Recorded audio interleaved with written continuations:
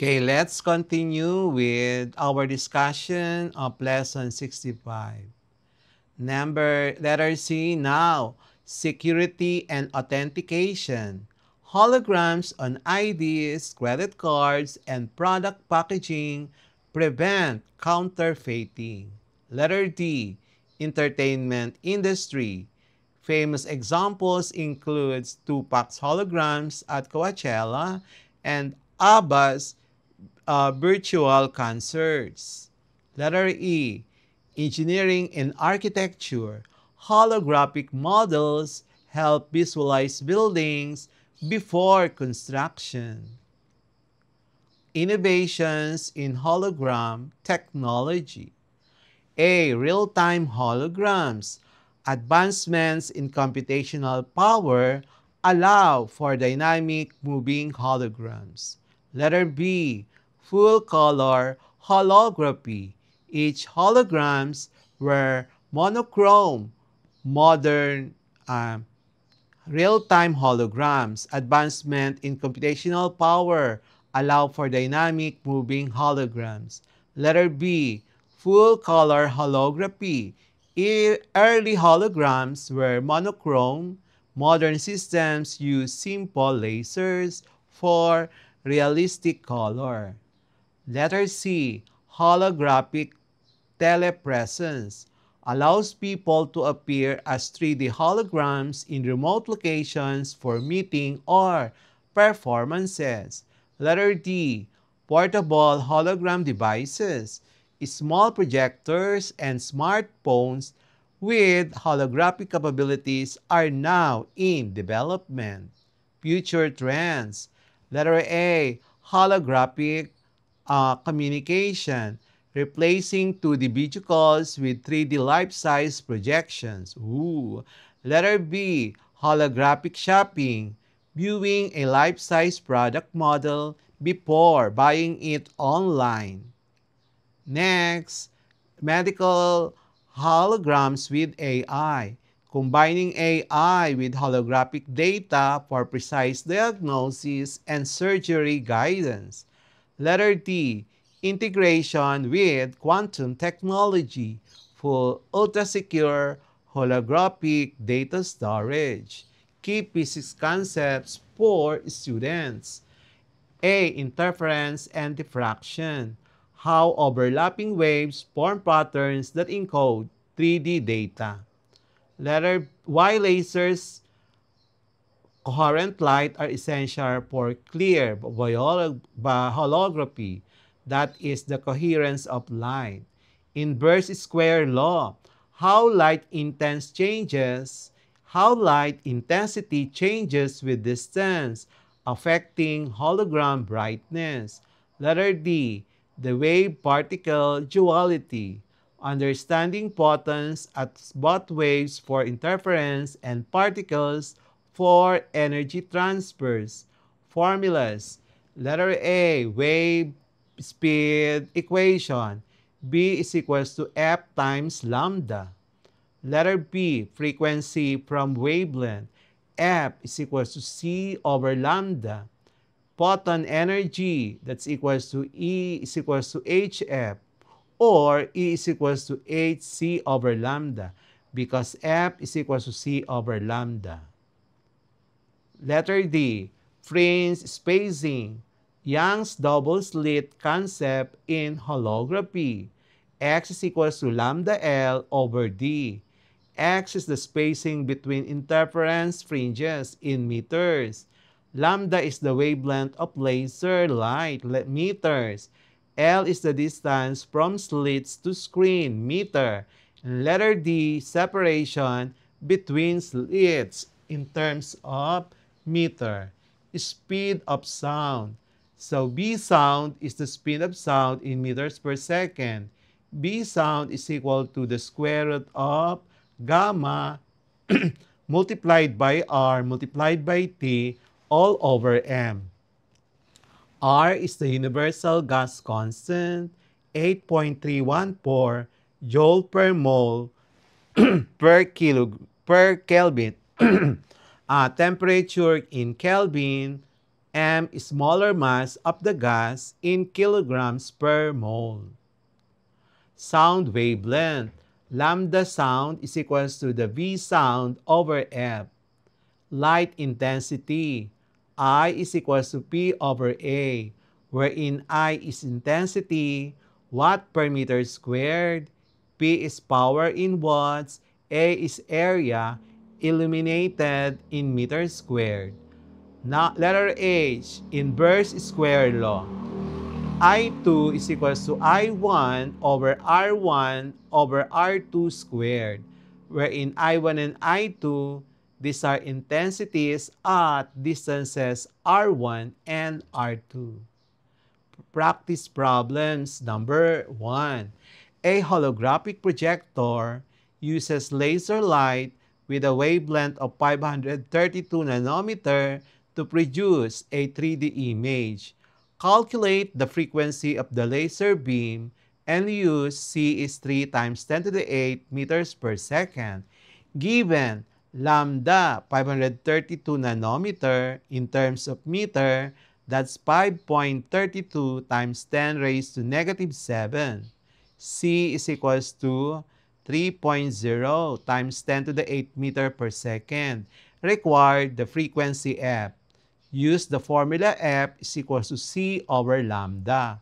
Substitute the data, the final answer is approximately equal to 5.64 times 10 to the 14 hertz.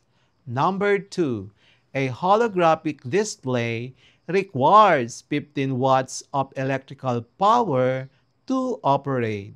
If it runs for 2 hours, calculate the total energy consumption in joules. Given P is in 15 watts, T is equals to 2 hours. Converting it to seconds, you have 7,200.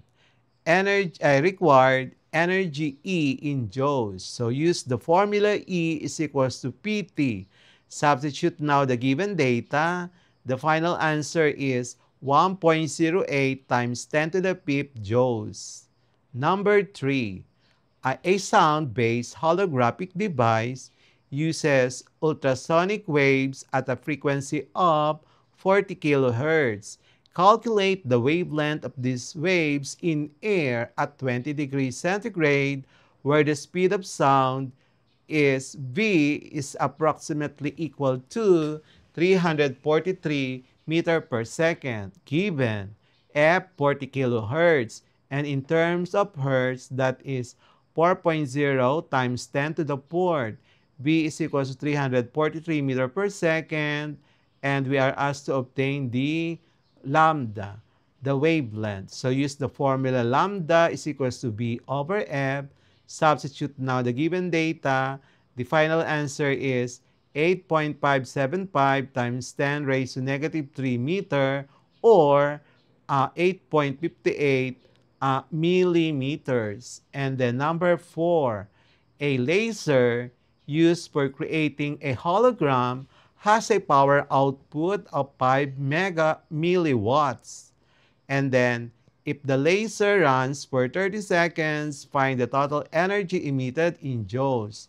So we're given P is equals to 5 milliwatts, and that is equivalent to 0.005 watt. And then we're given time, T in terms of seconds, 30 seconds. So we are asked to obtain the energy E. So use the formula E is equals to P times T. Substitute now the given data, and the final answer is 0.15 joule. Number 5, the intensity of light from a holographic projector follows the inverse square. If the intensity at 2 meters is 100 lux, determine the intensity at 5 meters. So given I1 100 lux at R1 2 meters, find I2 at R2 is equals to 5 meters. Use the formula I2. So it's equal to I1 times R1 over I2 squared. Substituting the given data, the final answer for I2 is 16 lux. Number 6. A holographic sound system emits waves with a power of 0.5 watts. If the waves spread uniformly over a spherical surface of radius 4 meters, find the intensity in watt per meter squared. Given P is 0.5 watt, radius R 4 meters, required intensity I. So use the formula I is equals to P over 4 pi R squared. And substituting the given data, the final answer is 2.49 times 10 raised to negative 3 watt per meter squared. Take note that the waves spread uniformly over a spherical surface. So the spherical surface that pertains to the surface area of the sphere. That's why we use 4 pi r squared. Next, number 7. A red holographic laser has a wavelength of 650 nanometers. Calculate the energy of a single photon and use Planck's constant to be 6 times 6.63 times 10 raised to negative 34 joule second. So we're given lambda 650 nanometer. That means 6.5 times 10 raised to negative 7 meter, and given Planck's constant required is the photon energy E. Use the formula E is equals to hc over lambda. Substitute now the given data. The final answer is E approximately equal to 3.06 times 10 to the 19 joules. Next, number 8.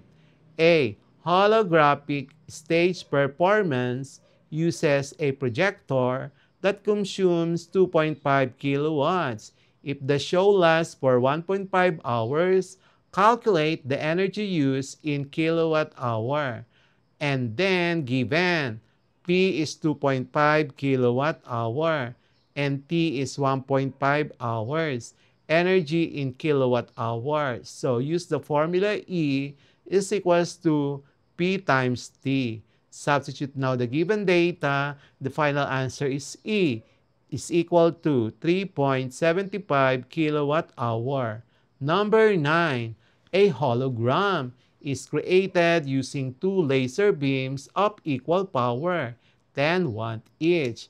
Determine the total power used in watts. So two beams, each 10 watts, 10 milliwatt. Require the total power. So the total power is just addition of the two, which is equivalent to 20 milliwatt. And final answer is P total equal to 0.02 watt, because the one that is being asked is in watt, not in watt. Number 10. A holographic speaker emits a sound wave with an intensity of 0.1 watt per meter squared at a distance of 1 meter. Using the inverse square law, calculate the intensity at 4 meters. So we're given I1 0.10 watt per meter squared at R1 equal to 1 meter. And find I2 at R2, which is equal to 4 meters. So we are asked to obtain I2 using the formula I2 is equal to I1 times R1 over R2 squared. Substituting the given data, the answer is 6.25 times 10 raised to negative 3 watt per meter squared. So, we will have the next part of the discussion of lesson 65.